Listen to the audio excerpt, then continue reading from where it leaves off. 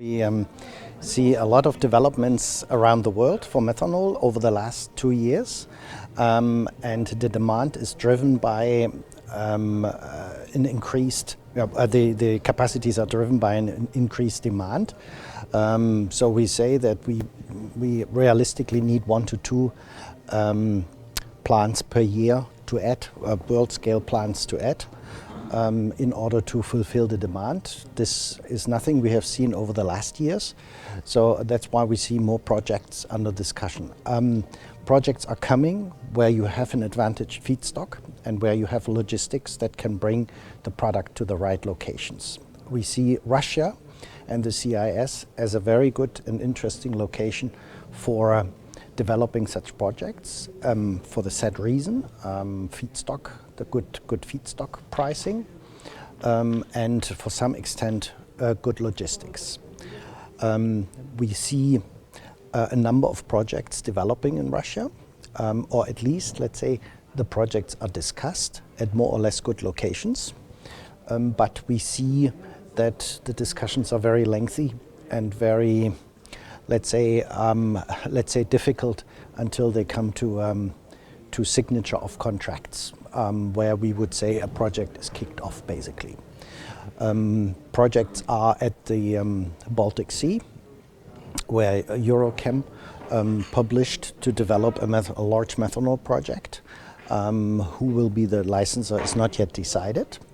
We see our own project at in Nenetsk, above the polar circle, a project that is driven by very cheap natural gas, independent from the Gazprom network.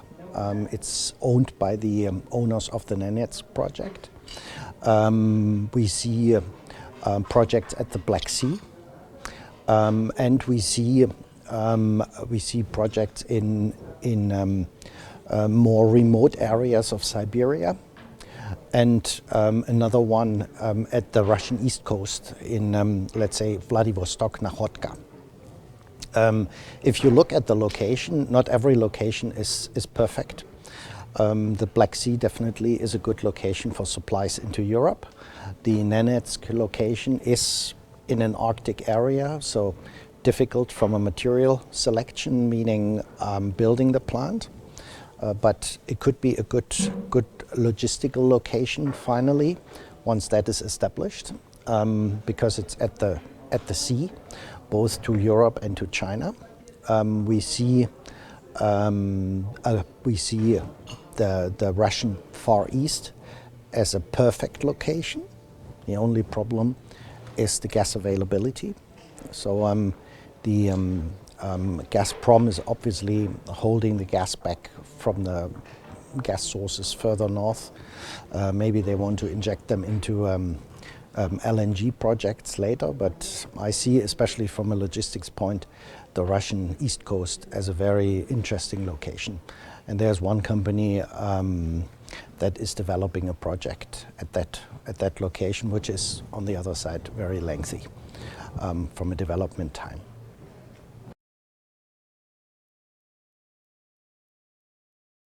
Financing is the main obstacle, and I'm always saying you have to separate the let's say the funding of a project into 2 parts. The first part is the project development part, which means engineering, licenses, first studies, first studies, which brings the project to final investment decision. And then the second part is really the engineering and the construction of the plant. So both parts have to be handled. The first part, the first part is the more difficult one, because that is usually not financed by banks. That is something the project developer has to bring by himself. So it's basically a risk for him. The second part is something that can be financed by banks.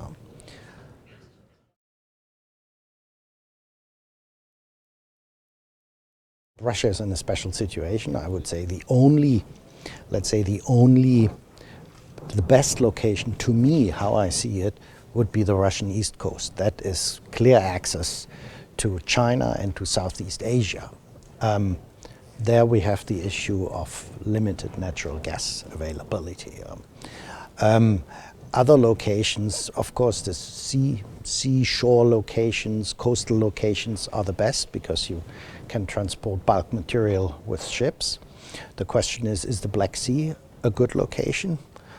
Yes and no. Yes, because it is a coastal location. No, because you always have to travel through the Strait of Bosporus, through Turkey, and then you have to make a long way to Asia.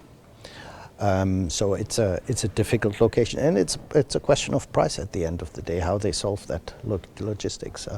The Baltic Sea is access to Europe, but the European market is not. It's a big market, but it's not a market that can absorb a number of plants. Let's say the entire discussion may change, and the first signs are there for new applications for methanol, and that is a marine applications. In Europe, this is the marine application, and in Europe, some companies, shipping companies, are thinking about adding methanol as a fuel to their ships. First of all, to reduce the CO2 footprint.